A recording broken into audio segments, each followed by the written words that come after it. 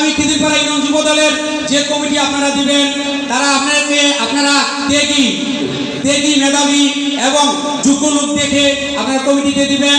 আমরা চাই খিদিরপাড়া ইউনিয়ন এমন একটি ইউনিয়ন, খিদিরপাড়া ইউনিয়ন আমরা সকলে জানেন বিএনপির একটি ভোট ব্যাংক। আগামীতে এই খিদিরপাড়া ইউনিয়নকে আমরা আগামী নির্বাচনে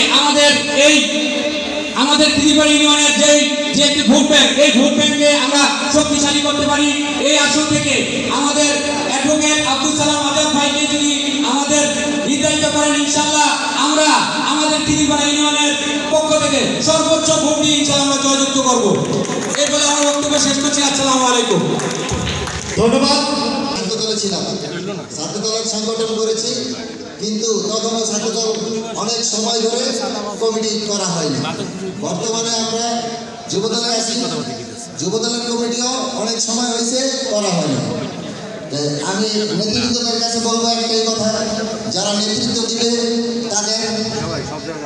যাদের কাছে দায়িত্ব দিবেন তারা যেন এই ইউনিয়ন সুসংগঠিতভাবে চালাইতে পারে এমন লোক, দক্ষ লোক আপনারা বাছাই করবেন।